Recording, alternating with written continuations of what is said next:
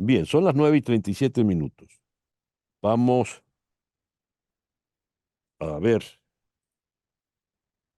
Tenemos ya a Walter Molina con nosotros. Vamos entonces a Buenos Aires, donde está este joven y destacado politólogo venezolano. Walter, muy buenos días. Gracias por estar con nosotros.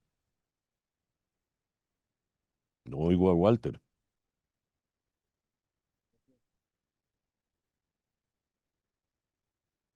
Estás en mute, Walter. Tienes que quitar el mute. ¿Me Bien, escuchan ahora? ahora sí te escucho, Walter, Ah, perfecto. perfectamente.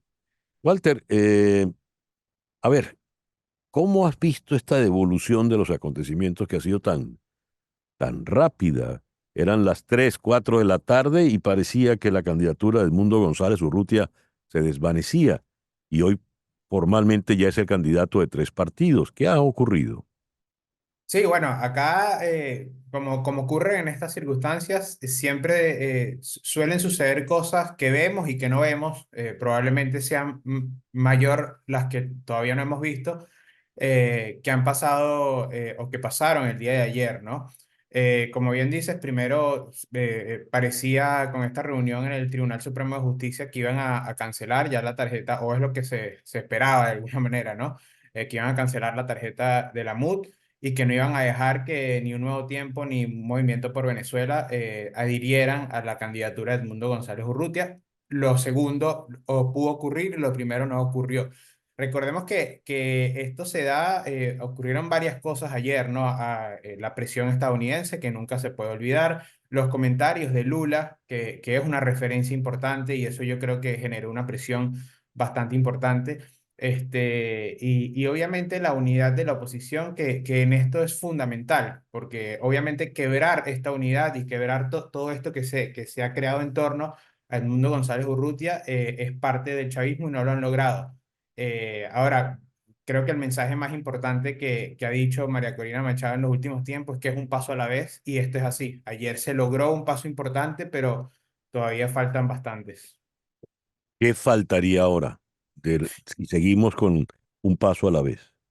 Sí, bueno, ahora principalmente las negociaciones, seguir con las negociaciones. Hoy en el mensaje que dio Edmundo González fue bastante claro. De hecho, creo que los mensajes más importantes que dejó entre líneas es lo de apostar por una Venezuela donde todos, o sea, donde nadie sienta temor de ser perseguido por sus ideas. Este es el famoso puente de plata que muchos se dice, ¿no? Lo que sucede es que para que ese puente tenga sentido, los que están en el poder deben querer transitarlo y esto es parte de la presión interna, de la presión externa y las negociaciones teniendo en cuenta que, como ya hemos hablado en anteriores ocasiones, esto no va a ocurrir si no se les permite una salida relativamente donde ganen quienes están en el poder. Ahora, también es fundamental a partir de ahora, bueno, ya con 3 tarjetas que van a tener el rostro de Edmundo González, comenzar a trabajar electoralmente. Es fundamental seguir moviendo la calle, seguir aglutinando a los comanditos, a los 600K, a Ujú. las defensas del voto, porque no estamos en una elección común, estamos en una elección en autocracia y esto significa que hay que redoblar los esfuerzos en la calle, en el voto y en las comunicaciones. Muy bien. Viene un proceso interesante y me gustaría tu opinión con relación al verdadero trabajo unitario que le toca a la oposición por dentro. Porque una cosa es haber declarado en un momento en una mesa y otra es empezar a trabajar en conjunto, ¿no? ¿Qué opinas, Absolutamente. Walter? Absolutamente, sí. Para empezar, quiero dejar claro que lo que ha ocurrido, lo escribí esta mañana, lo que ha ocurrido desde el 22 de octubre de 2023 hasta este 23 de abril, yo lo llamo el principio de revelación. Ya la gente está clara y todos estamos claros quiénes están trabajando por el cambio en Venezuela, ese cambio que anhelamos más del 80% de los venezolanos, y quiénes trabajan para el statu quo. Para mantener las cosas como están. Una vez esto resuelto, ahora esa unidad, esa dirigencia tiene que aceitar los motores. Como decía, Ujú. tenemos que presionar a que quienes están en el gobierno, en vez de cerrarse a una autocracia mucho más fuerte,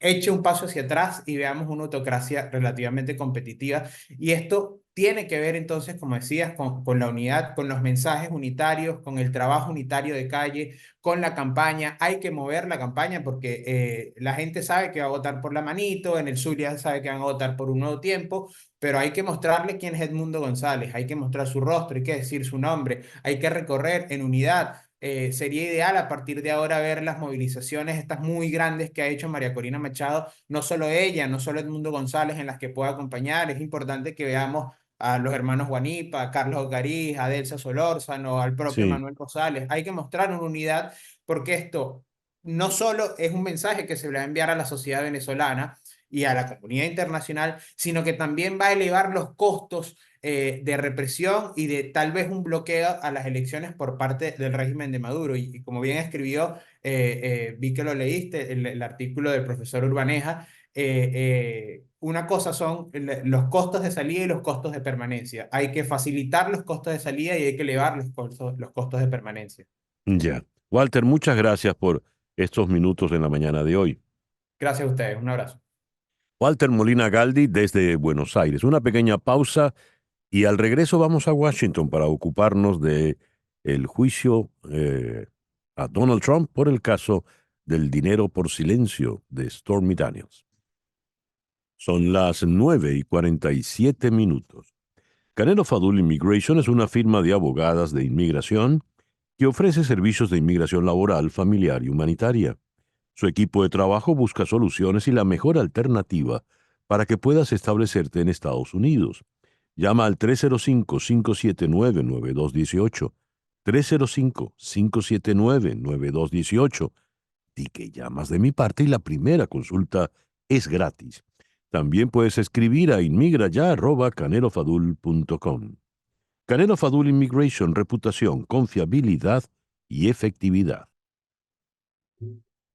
La petrolera estatal venezolana PDVSA planea aumentar el uso de moneda digital en sus exportaciones de crudo y combustible a medida que Estados Unidos vuelve a imponer sanciones petroleras al país, según dijeron personas familiarizadas con el plan a la agencia Reuters.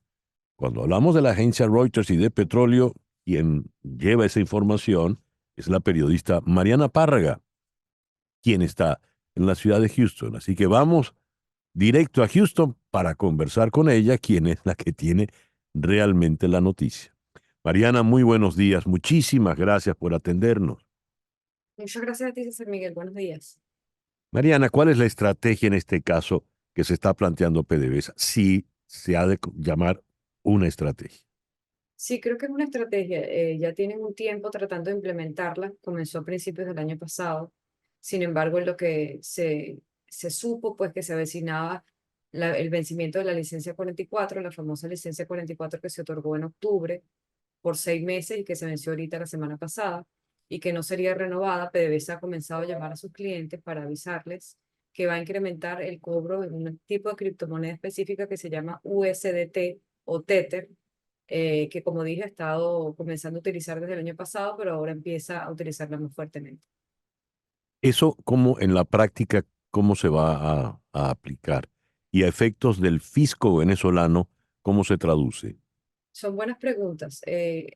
Tenemos que recordar que existe un precedente muy negativo con respecto al uso de criptomonedas en Venezuela, Ujú. con la pérdida o vamos a decir la desaparición de los 21.000 millones de dólares el año pasado, Sí, que señor. en parte estaban relacionados con transacciones en criptoactivos, ¿no?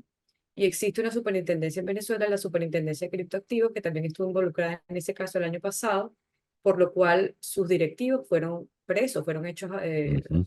fueron arrestados el año pasado junto con ahora, hace unas pocas semanas atrás, también el exministro Tarek El Aissami por casos parecidos a lo que estamos comentando, es decir, transacciones que nunca fueron realmente pagadas, que involucraban criptomonedas, otro tipo de criptomonedas, no la que estamos hablando ahora.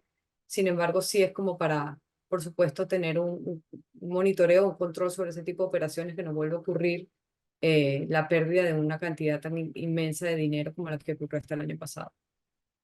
En la nota, Mariana, citas tú a Pedro Tellechea o Telechea, el actual ministro de Petróleo. Nosotros tenemos diferentes monedas.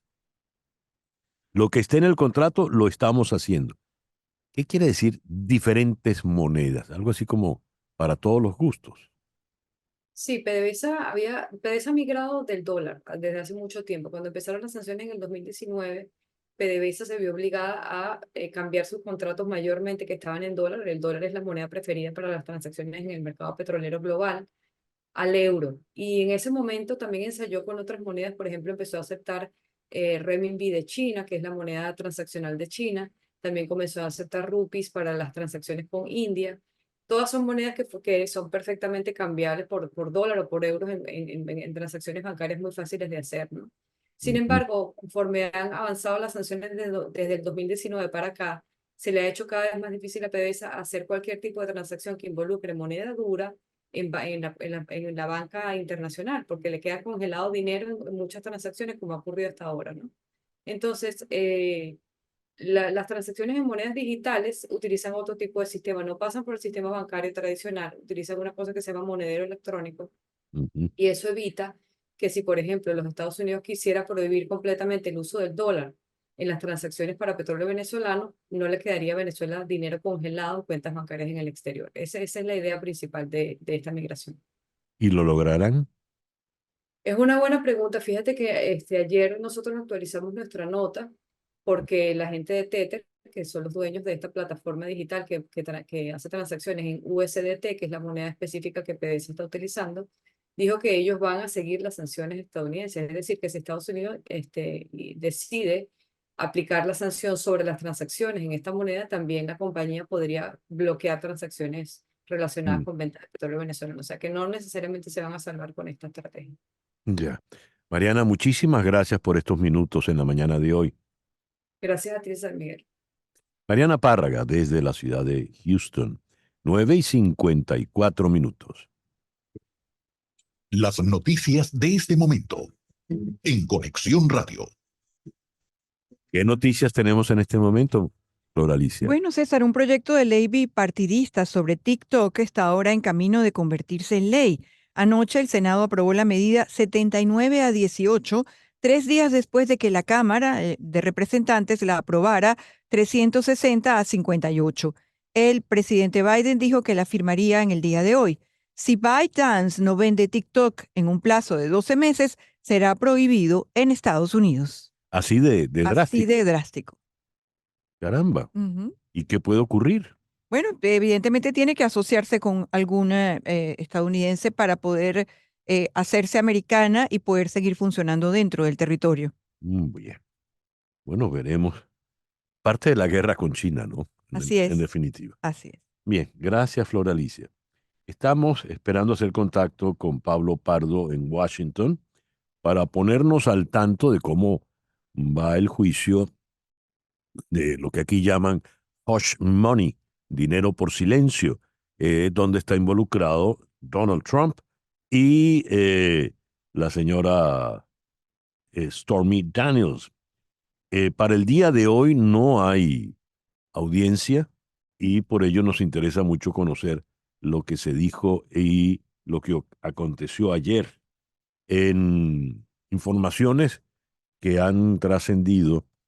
El señor Trump estaba tenso y trataba de, sobre todo cuando escuchó el testimonio de David Pecker, el, el ex editor del National Enquirer. Tenemos que el juez Merchan rechazó las explicaciones que el abogado de Trump, Todd Blanche, ofreció sobre las publicaciones ofensivas, porque en medio de todo esto, el juez le ordenó a Trump que no opinase, denigrase ni de los testigos, ni de el juez, ni de los fiscales, pero no sabemos pues de la locuacidad del señor Trump y su incontinencia verbal y a lo mejor ahí vienen algunas multas. Ahora ya tenemos a Pablo, ¿verdad? Pablo, muy buenos días. Gracias por atendernos. Tienes el audio en mute, Pablo, no te escuché. A ver, ya, Hola, ahora buenos días. Muy buenos días, Pablo. Muchas ¿Cómo, gracias. cómo avanza, si es que avanza el juicio del hush money del señor Donald Trump? Bueno, pues avanza despacio, pero avanza también un poco conforme a la pauta. Digamos, el juez está dirigiéndolo con mucha autoridad. Ayer habló Pecker, el dueño o el ex dueño del National Enquirer, la revista, o perdón, el diario tabloide que publicó, bueno, que se dedicaba a mm, comprar las informaciones de mujeres que pudieran haber tenido relaciones sexuales con Donald Trump para no publicarlas. También el tabloide que publicaba noticias negativas, muchas veces inventadas, de los rivales de Trump, en especial del senador de Texas, Ted Cruz. Y bueno, pues un poco también lo que tú estabas comentando, todos los vituperios de Donald Trump, que eso también es algo con lo que yo creo que también contábamos bastante. Esto, el cash and kill, atrapa y mata, ¿en qué Ujú. consiste realmente, Pablo? Bueno, fundamentalmente lo que consiste es en pagar, digamos, atrapar, conseguir a alguien, es decir, detectar a alguien que tiene algún tipo de información, en este caso negativa, en relación a Donald Trump. Una vez que se le detecta, esa persona posiblemente quiera contar esa historia y a cambio de dinero, obviamente, a esa persona se le paga mm, a cambio de que la cuente a ese medio de comunicación. Ese medio de comunicación tiene la exclusiva, Ujú. con lo cual esa persona no se lo puede contar a nadie más y ese medio de comunicación decide no publicarlo. Con lo cual, digamos que todas las partes ganan. Esa persona se lleva el dinero y la información negativa, en este caso sobre Donald Trump, no sale publicada. Y ahora ha aparecido otra mujer, una ex conejita de Playboy. Sí. ¿Quién es ella? ¿Por qué aparece su nombre también en todo esto? Bueno, Karen McDougall, que es la ex conejita de Playboy, ella también estuvo, digamos, en este sistema del catch and kill. Ujú. Creo que a ella le pagaron $150.000 y ella lo que sucede es que ella ya había con anterioridad hablado fue, digamos, yo creo que fue incluso la primera, antes que Stormy Daniels, no recuerdo muy bien, la primera en hablar de este esquema, o la primera en hablar de este plan. Lo que no está claro, lo que parece que en el caso de Karen McDougall, digamos que no hubo, por así decirlo, fraude electoral, porque se produjo antes del periodo final de las elecciones, con lo cual digamos que Donald Trump podía hacer con su dinero lo que quisiera. Pero digamos, McDougall está siendo utilizada por la Fiscalía pues como un ejemplo de la práctica y un ejemplo de que, digamos, esto era un sistema habitual empleado por Donald Trump y por Pecker. Una última pregunta, Pablo. Ayer comentábamos en el editorial la paradoja sobre Donald Trump. En primera instancia, se paga una cantidad de dinero para garantizar un silencio de una actriz de cine adulto. Algún prurito moral mediaba en esto. Pero 8 años después, no hay tal silencio, hay un escándalo, todo el mundo está al tanto de todo, de manera tal de que el silencio, el dinero pagado fue inútil. ¿Y qué ocurre ahora? ¿Ya no existe el prurito moral? ¿Cómo ves eso? Bueno, el prurito moral, ¿te refieres al prurito moral por parte de Donald Trump o por parte de, digamos, de la sociedad más en general? No me atrevo a preguntar por el prurito moral del señor Trump, pero los criterios que manejó, por ejemplo, la campaña republicana en el 2016, son ¿Sí? distintos ahora. Bueno, yo creo que todo el mundo sabía todo el mundo sabe, digamos, que Donald Trump está dispuesto a decir y hacer lo que haga falta con tal de ser elegido. Ujú. Donald Trump se reconvirtió, digamos, en un conservador, en un defensor de los valores tradicionales, por así decirlo, aunque tener una amante también es algo muy tradicional, y un amante más joven. Eh, pero bueno, todo el mundo sabía el historial que tenía Donald Trump, todo el mundo, hay informaciones, por ejemplo, que apuntan a que Donald Trump chantajeó a Jerry Falwell, uno de los líderes de la Iglesia Evangélica de Estados Unidos, Ujú. en relación a las supuestas fiestas sexuales que él habría tenido con su esposa y con otras personas. Digamos que era simplemente una cuestión de... Había un problema y el problema se solucionó. Ya, También Donald Trump puede alegar que todos estos casos son anteriores a su entrada en la política mm, y que todas estas, como le definió Pecker ayer o anteayer, él era uno de los solteros más deseables de Manhattan. Pero bueno, él puede alegar también que una vez que entró en política, digamos, cambió su comportamiento y ahora tiene unos criterios morales más, ya, más serios, más elevados. ya. Bien, curiosas circunstancias sin lugar a dudas. Pablo, muchas gracias por estos minutos en la mañana de hoy. Muchas gracias a vosotros. Pablo Pardo es el corresponsal del Mundo de Madrid en la ciudad de Washington. Una pequeña pausa. Al regreso venimos con nuestro foro en el día de hoy, que lo vamos a dedicar a un tema muy curioso. ¿Sabe usted lo que es el quiet ambition? La ambición controlada o empequeñecida. De eso hablamos al regreso. Esto es En Conexión.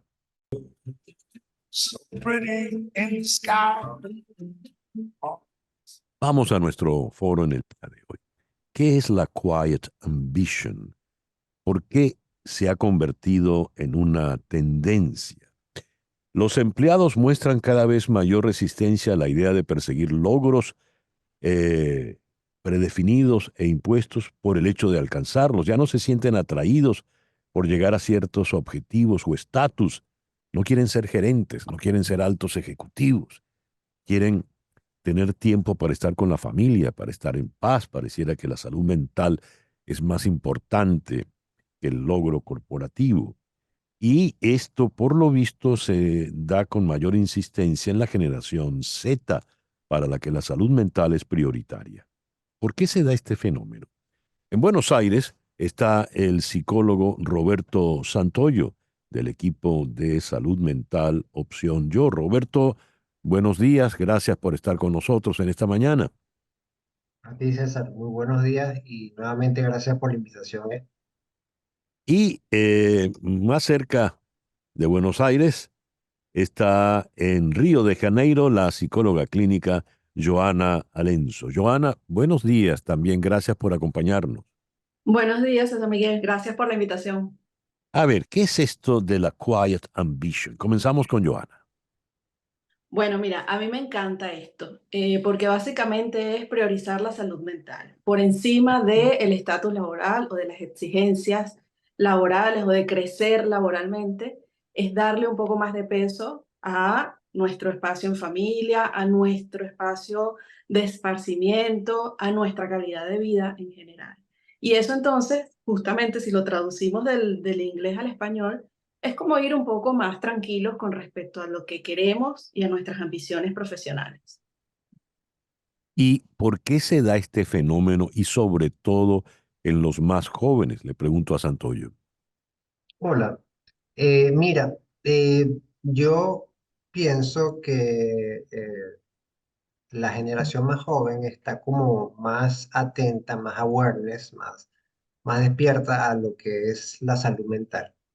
Ujú. Sin embargo, no creo que esto se reduzca a una generación en específica. Yo lo que creo que lo que está pasando es un fenómeno de que este paradigma de mientras más alto tú estés en una empresa, mientras más dinero ganes y mientras más poder tengas, más feliz eres. Entonces, como el concepto de felicidad se ha ido, en cuanto a lo empresarial, se ha ido por ahí diluyendo y han encontrado sea, la gente se está dando cuenta, quizás esta generación fue la que empezó a promover un poco más eso, pero yo lo que pienso en lo personal es que es algo que está sucediendo a nivel de todas las generaciones, de darse cuenta que el estar trabajando a full, teniendo buenos sueldos, teniendo un éxito laboral lineal ascendente como se solía ver hace años, que era como que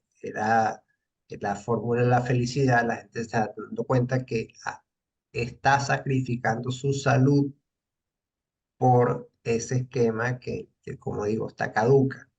Entonces, lo que decía la licenciada Lenzo, la gente está empezando a darse cuenta que se está enfermando y está huyendo, por ejemplo, del síndrome de burnout, enfermedades eh, de, de cualquier tipo, o sea, somáticas, o simplemente el hecho básico de que somos seres que tenemos hijos, tenemos familia, necesitamos recreación, necesitamos sentirnos bien y eso, simplemente dentro de la pirámide de las cosas se invirtieron y ahora la salud está sobre el éxito monetario del poder, que me parece excelente.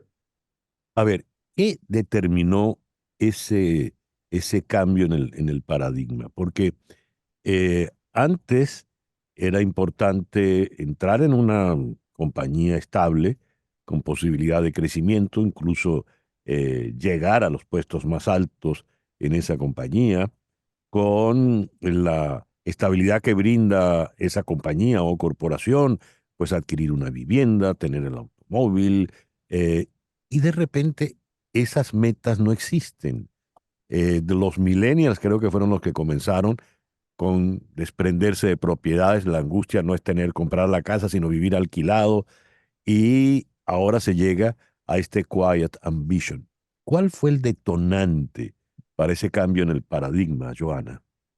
Bueno, yo no creo que haya un detonante específico, ha sido como un proceso, ¿no? Venimos Ujú. viendo generaciones anteriores, además, donde la estructura familiar era el papá sale a trabajar y evidentemente ese es el lugar de él y la mamá se queda en casa cuidando a los niñitos y poco a poco la estructura familiar va cambiando.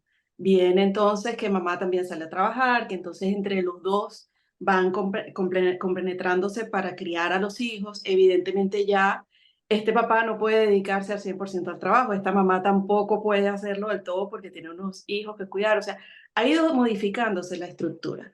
Y encima tenemos estos hijos que fueron creciendo viendo cómo mi papá se dedicó a trabajar hasta el día que se retiró y que logró y que ganó y dónde está el bienestar de mi papá, que construyó más allá de el botoncito que le dieron por 25 años en la empresa, Sí. ¿no? Ujú. Entonces se va haciendo como un cuestionamiento general de cómo funcionamos como sociedad.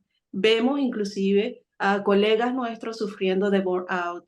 Vemos cómo se requiere de un espacio en el que nosotros podamos tener esparcimiento, salud mental, recrearnos, reírnos, vincularnos con nuestros hijos.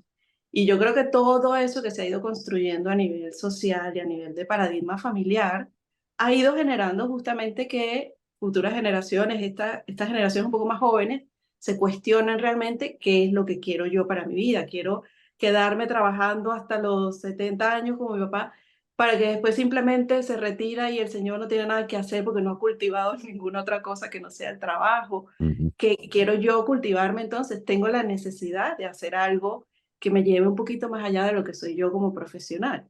Creo que es un cuestionamiento mucho más complejo y que viene de multifactorial más que una sola cosita que haya hecho que cambiara el paradigma. ¿La pandemia tuvo alguna influencia en esto? Le pregunto a Roberto Santoyo.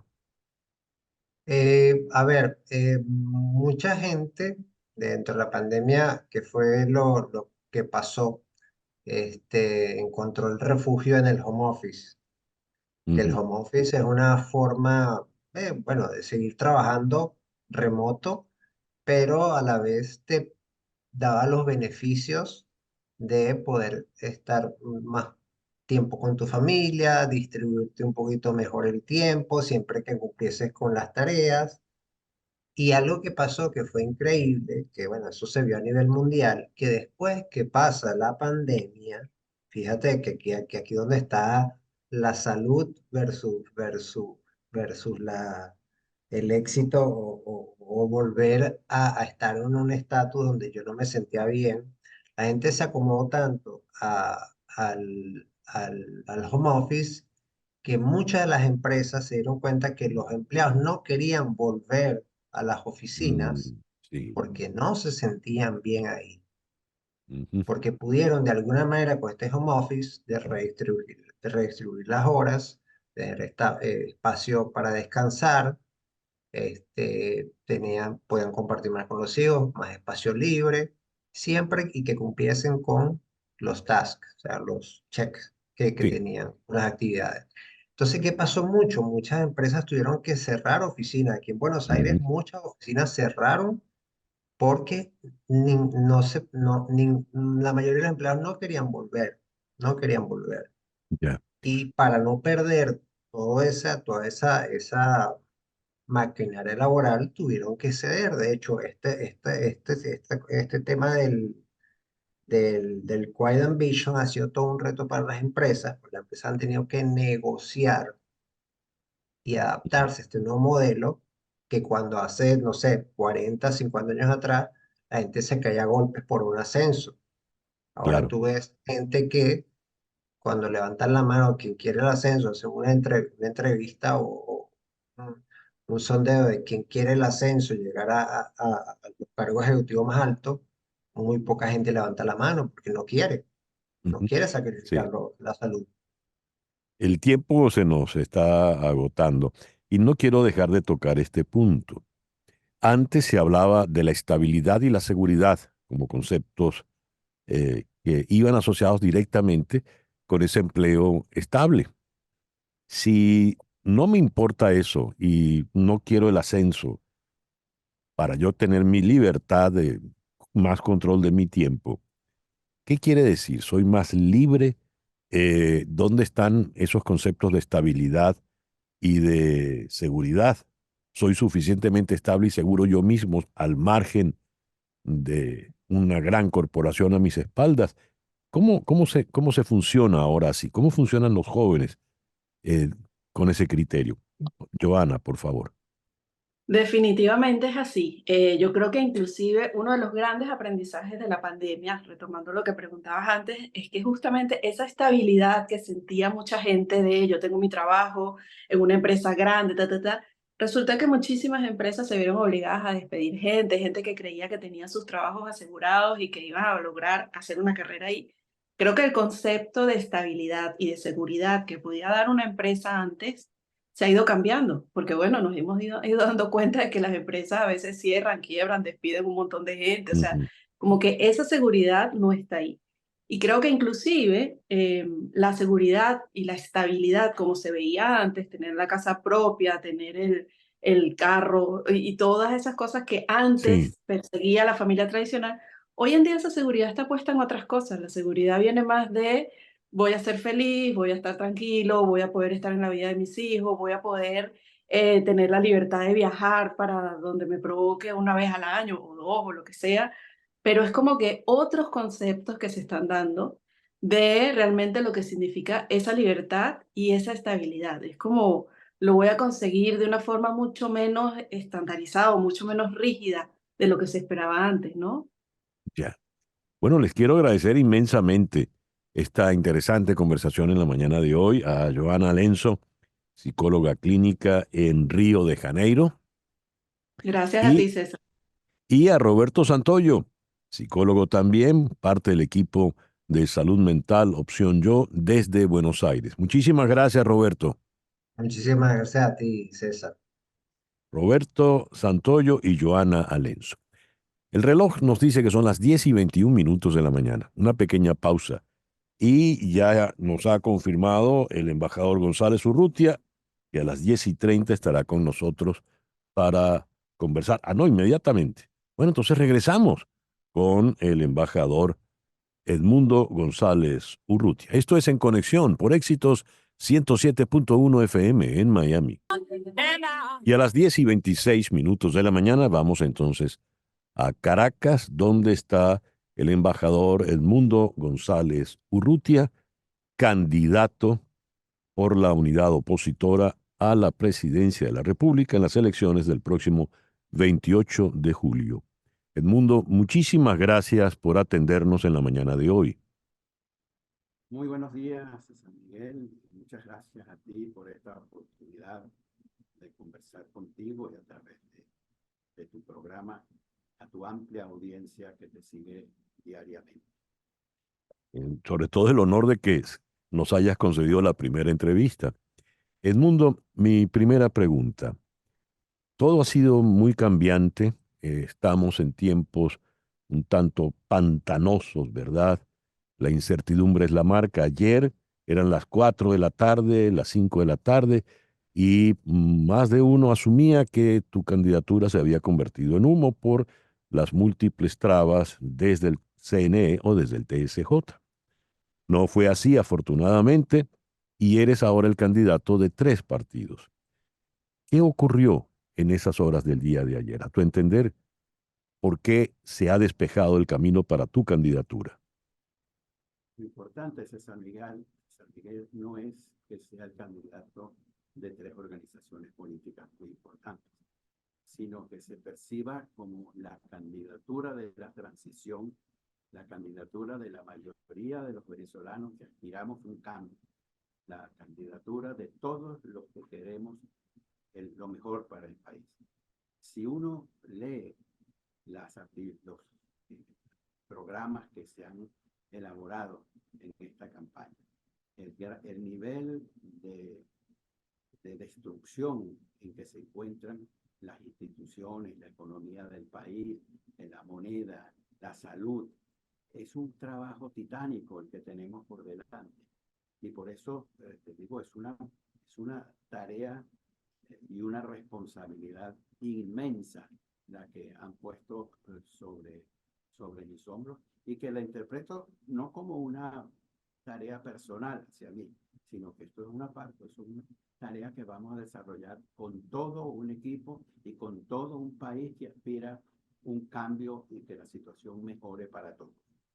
Un país donde nadie pueda ser perseguido, como decía anoche, perseguido por sus ideas.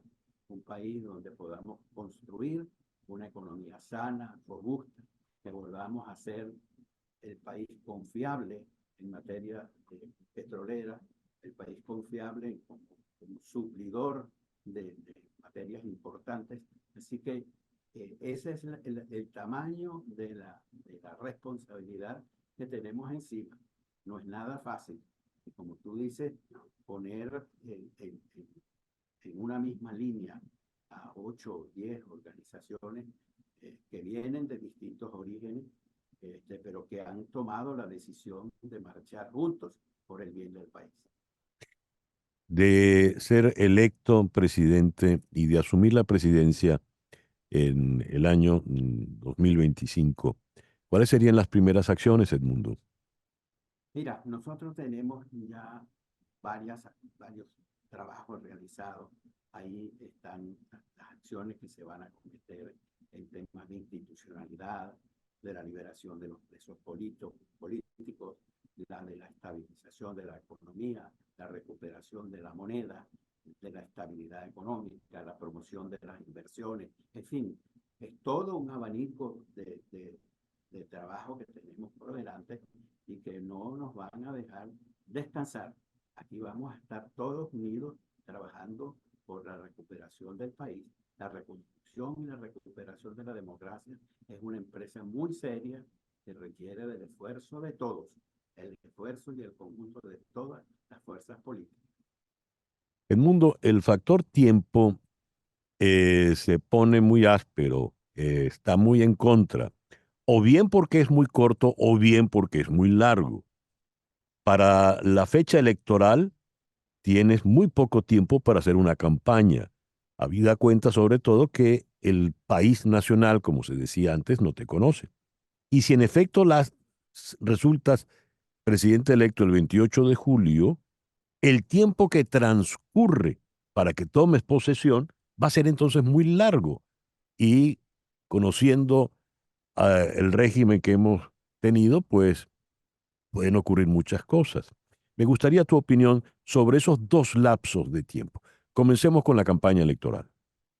Sí, son dos lapsos, uno muy corto y otro muy, pero muy largo. Y en Sí, señor. términos, tú lo acabas de decir, muy peligroso. Faltan 95 días para ser exacto en esta primera fase, en la que aspiramos, por supuesto, a obtener la victoria. Por cierto, la victoria me trae lo que te decía esta mañana por el radio, el recuerdo de nuestras familias que se conocen de esa época. Así es, Pero así es. el tamaño de la responsabilidad que viene después en los meses de hasta la transición del gobierno en el mes de enero del 2025 es muy largo. Así como el primero es muy corto, este segundo es muy largo. Y allí habrá que hacer gala de mucha mano izquierda para poder entendernos. Y como lo hemos dicho siempre, aquí lo que estamos buscando es la reconciliación de los venezolanos. Ya es hora de parar la diatriba, la confrontación entre los venezolanos. Una vez que se obtengan los resultados electorales que nosotros confiamos que van a ser favorables a María Corina Machado, pues viene la etapa del reencuentro, de la reconciliación, de la parada de los enfrentamientos y las confrontaciones, el lenguaje de confrontación. Ya ha sido demasiado largo esta etapa. Así que lo que viene tendrá que ser completamente distinto. Y yo no descarto que en ese lapso pueda haber una negociación con el gobierno y que se puedan tomar decisiones que hagan de esta transición algo más natural y normal. Edmundo, en tu mensaje de anoche hablas de tu experiencia profesional y dices que tienes las herramientas para poderte manejar y manejar las crisis y esta incómoda situación que tenemos por delante. Eh, el periodo largo que viene sin duda es peligroso, pero eres diplomático de formación, fuiste embajador tanto de Carlos Andrés Pérez como de Rafael Caldera, como de Hugo Chávez en su comienzo. Esas herramientas se las puedes explicar a quienes no te conocen. Sí, cómo no. Yo soy un convencido de que la institucionalización del país y refiriéndonos a la política exterior y al servicio exterior como el brazo ejecutor de esa política, debe respetarse la institucionalidad. Yo ingresé a comienzos de la década del 70 en el primer gobierno de Rafael Caldera. Y de allí serví con todos y cada uno de los gobiernos desde 1970, con Caldera, luego con el presidente Lucinchi, no porque yo estuve en el exterior, pero estuve también con el presidente Pérez y específicamente con Reinaldo Figueredo en su gabinete. También trabajé con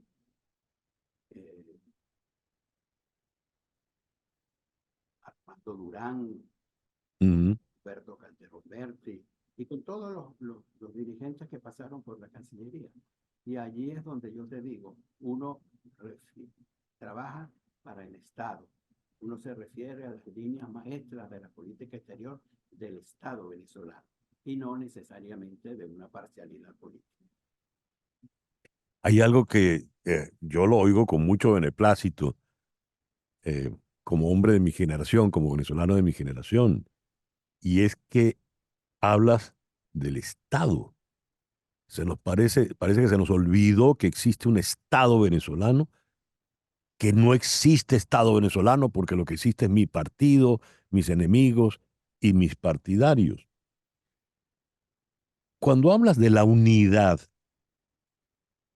me gustaría que definieras esa unidad, no solo en los términos de los partidos en la oposición, no solo en los términos de la plataforma unitaria y los demás partidos de oposición, sino en función del país, porque ayer en tu mensaje hablabas de la unidad de todos los venezolanos. De hecho, creo que es el primer mensaje de un político a la nación donde no se habló en contra de nadie. ¿Cuál es esa unidad que te va a respaldar y que vas a procurar, Edmundo?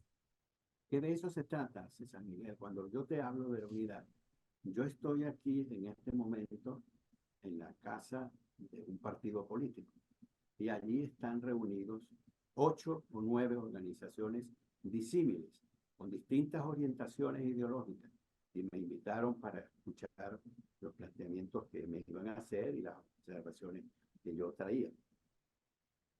Y me entusiasma ver cómo están trabajando, cómo han venido trabajando todos juntos en aras de... Ya hay una candidata y todos están detrás de ella respaldándola y todos están preparados para ir a la campaña en Guárico y que la semana siguiente van a Maracaibo y que van a terminar en Barquisimeto. Bueno, de eso se trata, de que el país refleje la unidad de todos los venezolanos que piensen distintos, no necesariamente los que tengan la misma visión que tengamos.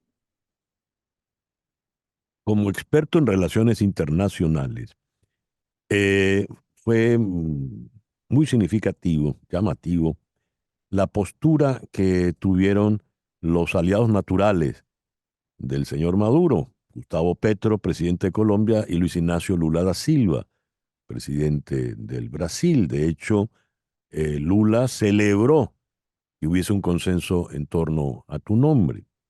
¿Qué tanto pudieron influir esas posturas en lo que ha ocurrido con tu candidatura y cómo vas a manejar ese tipo de relaciones, Edmundo? Mira, yo no puedo asegurarlo, pero yo tengo la impresión de que esos gobiernos, Colombia, Brasil, y no dudo que hayan otros, hayan podido transmitirle al presidente Maduro la inquietud que hay en la comunidad internacional porque se respeten los resultados de unas elecciones que todo el mundo sabe por dónde van a ir.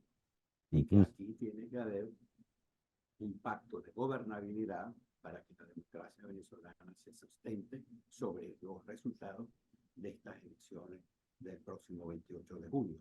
Eso es fundamental. Yo te decía, ¿no?, que yo he servido con varios presidentes, como te decía.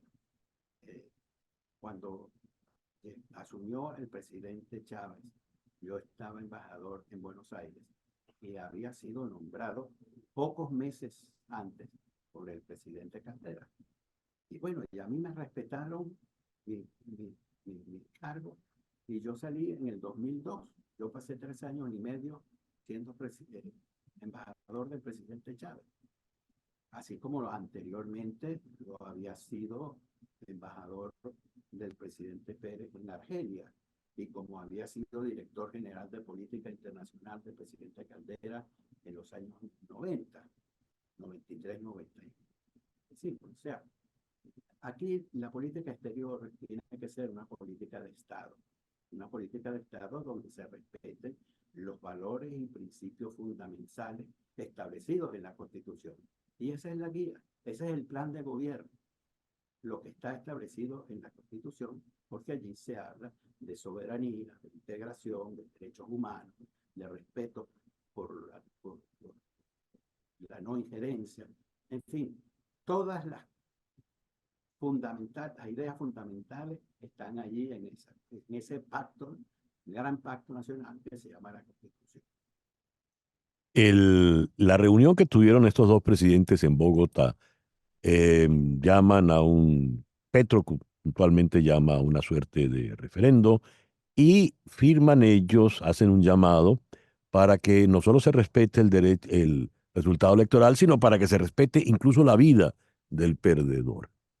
Me gustaría, ya en tu condición de candidato de la unidad para el 28 de julio, una reflexión al respecto. ¿Por qué estos dos presidentes hacen una afirmación como esa? ¿Qué temen? Bueno, en una sociedad que ha estado polarizada, sometida a una conflictividad durante varios años, donde no ha sido precisamente la normalidad la que ha reinado. No es extrañarles que, no es extraño pensar que tengan temores porque aquí se ocurren desbordes y que aquí ocurran circunstancias que hagan exigir garantías sobre la seguridad personal de la dirigencia política, de los dirigentes, el dirigente político triunfador en esa elección. No, no es natural, obvio. Seguro que en todas partes del mundo los presidentes tienen sus medidas de seguridad extrema, pero no es natural que los dirigentes nacionales, los dirigentes de la política nacional, tengan que andar siempre con la mayor protección, temiendo que pueda haber una agresión contra la personalidad. Esa conflictividad, esa agresión permanente, que no necesariamente es física, porque esa agresión también es verbal. Y tú ves los Sí, enfrentamientos señor. verbales que hay a diario en la televisión y en la radio contra los líderes políticos. Entonces, ese es el tipo de página que tenemos que pasar, que debemos dejar atrás, que ya no vamos a tener una confrontación permanente y una diatriba política, sino que dedicarnos a la reconstrucción de Venezuela. Hemos hablado de los presidentes de dos de nuestros países fronterizos, Colombia y Brasil, pero tenemos el caso de la otra frontera, la frontera con Guyana. Me gustaría oír tu opinión al respecto. ¿Qué hacer con el territorio Esequibo? Mira, la solución del conflicto territorial con la Guyana Esequiba es de larguísima data. Y eso tiene su marco político, jurídico e histórico, que es el Acuerdo de Ginebra de 1966. Ese es el espacio natural para la búsqueda de una solución pacífica a la controversia. Que No nos- deberíamos salirnos. El Acuerdo de Ginebra, la negociación bilateral y reflejar todo lo que ha sido la construcción de una institucionalidad que no es poca y que hemos construido a lo largo de varias décadas. Ahí hemos tenido 25 años de una manera de gobernar que ha acabado con la institucionalidad del país. En el país ni siquiera la institución del semáforo se respeta.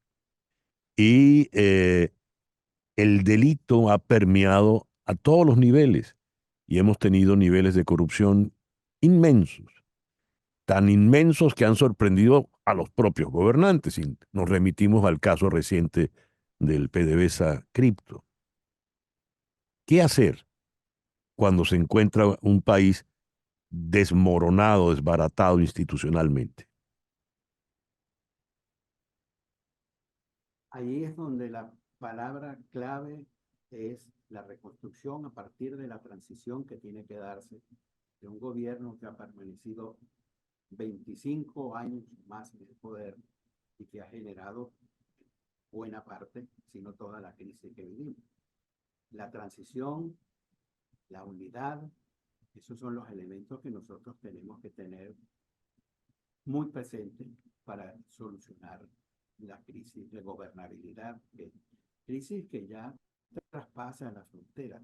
No te creas que es de gratis las expresiones del presidente Lula cuando mostraba su complacencia porque las fuerzas políticas opositoras en Venezuela hubiesen llegado a un acuerdo. Lo decía con una gran satisfacción y como un alivio de tensiones que podían generarse. Y algo parecido ocurre con Colombia. El presidente Petro, Ujú.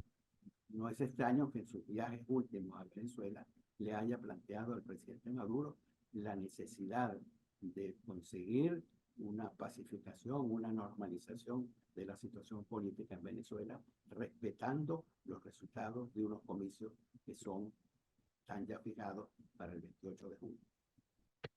Entre las críticas y observaciones que se le hacen a tu candidatura es que eres desconocido para el país nacional. Vamos a aprovechar un poquito de lo que nos queda para que te conozcan un poco más. Eh, Uno conoce a la gente por su manera de reaccionar, por su personalidad. Ha sido un hombre, los que te conocemos desde hace tanto, pues modesto, sencillo, con los pies en la tierra, sumamente sensato, que es una virtud que se ha perdido en la Venezuela de hoy, sobre todo en la Venezuela política, la sensatez. A ti te convocan, re- defiendas el puesto de la tarjeta de la MUD y te designan un término que yo nunca había oído, como candidato tapa. Eh, ¿Por qué aceptaste ser el candidato tapa? ¿Y qué ocurrió después para que te convirtieras no en candidato tapa, sino en candidato ya propiamente dicho y definitivo? ¿Cómo fue ese proceso para el ciudadano Edmundo González Urrutia?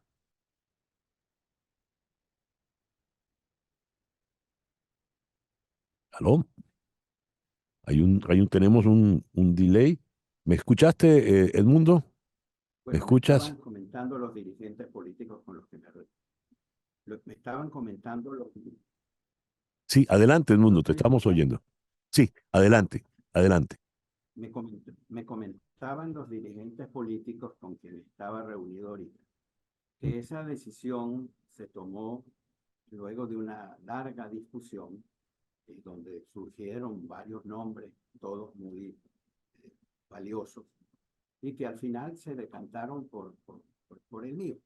Eh, Ese término de candidato tapa en realidad, yo no sé de dónde surge, pero ahora ya no es solamente tapa, sino frasco completo, porque de eso se trata, representar a la unidad de los venezolanos, a representar la identidad de los venezolanos, representar los intereses de la nación venezolana, para que podamos emprender nuestro camino de la reconstrucción. Y yo aquí quiero hacer el énfasis en la reconstrucción del país con base en la unidad y en una transición de las principales fuerzas políticas y sociales del país. Edmundo, preséntate ante el país. ¿Quién eres tú? Bueno, mira, no es fácil hablar de uno en primera persona, pero yo Mm, represento lo que fue la Venezuela democrática de los años de la República Civil. Yo nací y viví en La Victoria por 16 años, hijo de una familia modesta, sin bienes de fortuna. Mi padre, cuando yo empecé a estudiar en la universidad, me decía, caramba, que bueno, tú te vas a meter a estudiar esto, pero eso es una carrera para ricos, porque esa es la imagen que se tenía en ese tiempo. Yo estudié en un colegio público mi primaria. Por cierto, que mis maestras de quinto y sexto grado fueron mi madre y una tía. Fui a un liceo público donde estudié la secundaria y me gradué de bachiller hasta el año 1965, que me vine a Caracas a raíz del fallecimiento de mi padre. Estudié en la Universidad Central de Venezuela.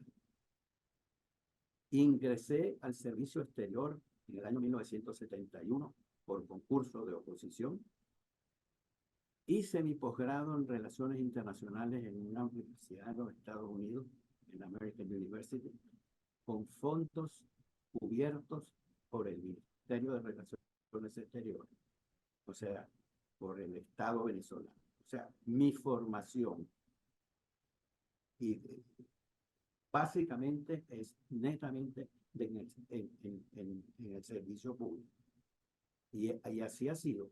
Y allí estuve por 30 años al servicio del Estado venezolano, no de ninguna parcialidad política. Yo recuerdo que en algún momento le decían al canciller Figueredo que se había rodeado de un equipo de directores que tenían todos una orientación ideológica distinta a la del gobierno del presidente Pérez. Y eso, a mi juicio, lo que habla bien es de la amplitud con la que este ministro Figueredo mantenía la política exterior de Venezuela, donde lo que se debe de respetar son las orientaciones y los principios y los objetivos básicos de la política exterior. Yo ingresé con el gobierno del presidente Caldera en el primer año, serví con el gobierno del presidente Lucich, estuve con los 2 periodos del presidente Pérez, en Washington en el primer año, en su primer turno, y en Argelia como embajador en su segundo mandato. Y estuve también con el presidente Caldera, lo acompañé como director general de política internacional los 4 años de su gobierno, y al final me designó embajador en Argentina. Una última pregunta, Edmundo. ¿Te sientes capacitado para la inmensa responsabilidad que te han puesto?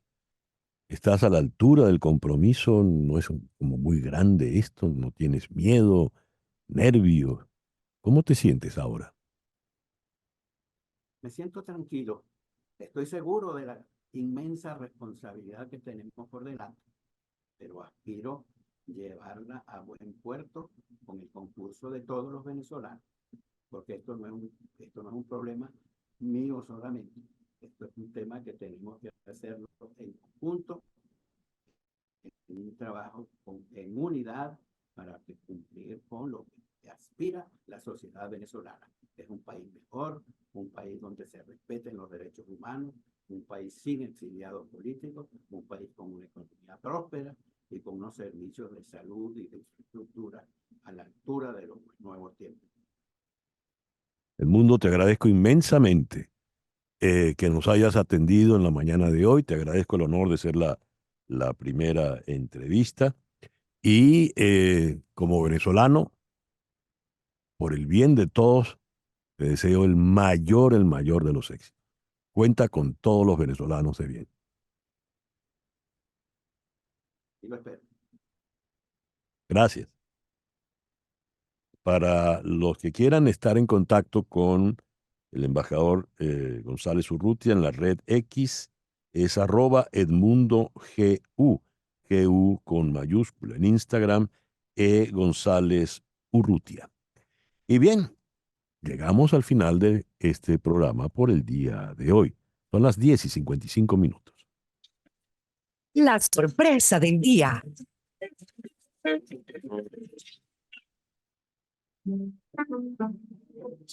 Georgia, the whole day through. Just an old sweet song. Ray Charles, el 24 de abril de 1979, la canción de Georgia on My Mind fue declarada la canción oficial del estado de Georgia. Y con el gran Ray Charles al fondo nos vamos por el día de hoy. En Conexión fue una producción de Floralicia Anzola para Éxito 107.1 FM, con Laura Rodríguez en la producción general, con Mariel Sofía Rodríguez acompañando a Floralicia Anzola en la producción informativa, Jesús Carreño en la edición y montaje, Carlos Prato en los controles y ante el micrófono. Quien tuvo el gusto de hablarles, César Miguel Rondón. Sigan ahora con Expreso Deportivo con Fernando Arriaza y Daniel Chapela. Gracias, pues, por permitirnos estar allí. Tengan todos el mejor día posible. Y a las 10:56, para variar, Barbarita. Pillos.